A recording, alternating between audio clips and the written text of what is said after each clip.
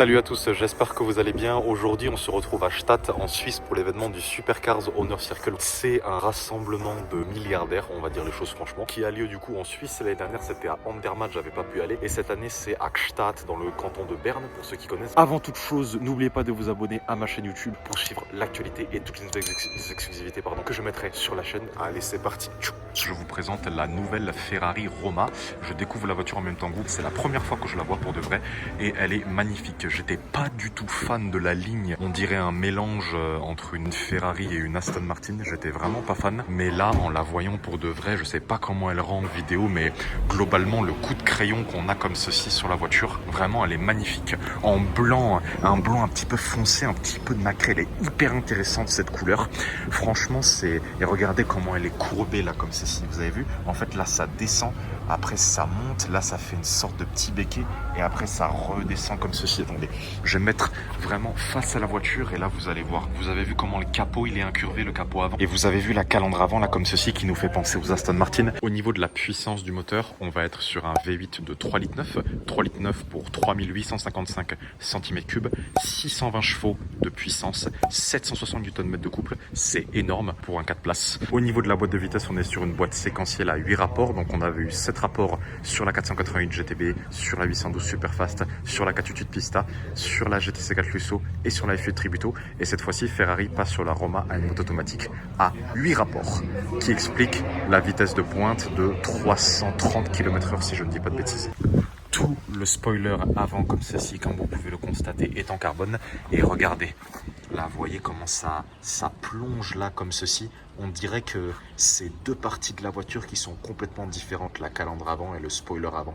On dirait que ça ne matche pas du tout, mais moi je peux vous dire que quand on les voit comme ceci, ça matche très bien. Et vous avez vu là, vous avez une grande LED avant au niveau des phares et vous avez également deux feux.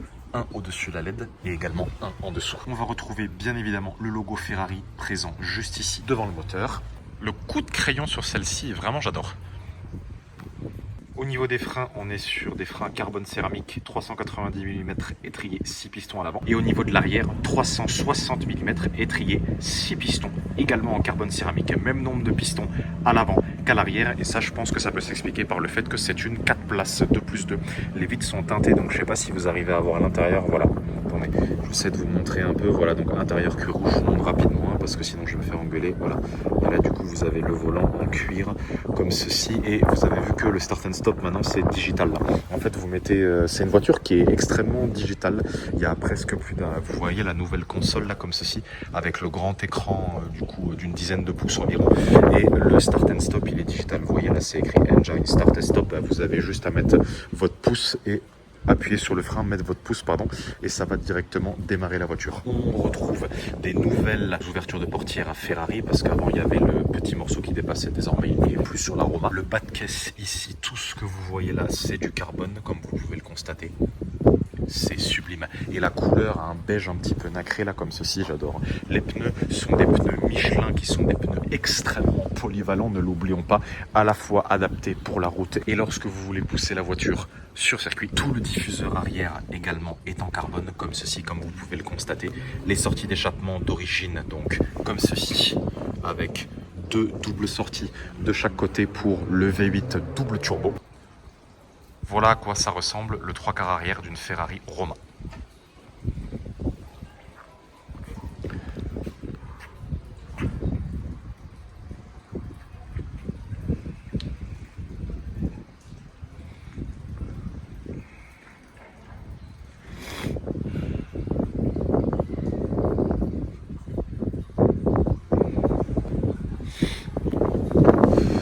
Et là vous avez vu à l'intérieur, vous avez le Roma qui est écrit là comme ceci. J'aime beaucoup la façon dont c'est écrit, c'est assez design, assez joli.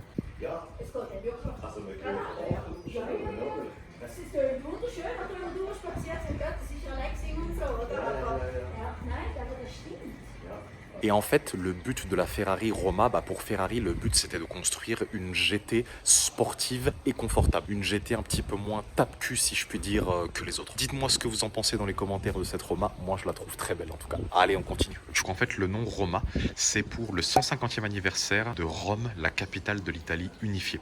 Elle a été donc présentée pour la première fois en Italie, puis ensuite dans différents salons à travers le monde. Globalement, le coup de crayon de la voiture, j'aime beaucoup. Je l'avais jamais vu pour de vrai, mais comme ceci, ça rend vraiment bien. La particularité de la Roma, c'est que au niveau de la lunette arrière, donc là vous avez la lunette arrière comme ceci, donc le pare-brise arrière, et ce que vous voyez là comme ceci, là en fait c'est séparé en deux, entre le pare-brise arrière et là où il y a l'inscription Ferrari en métal. Et en fait cette partie là, c'est un aileron mobile qui est directement en fait intégré à la voiture.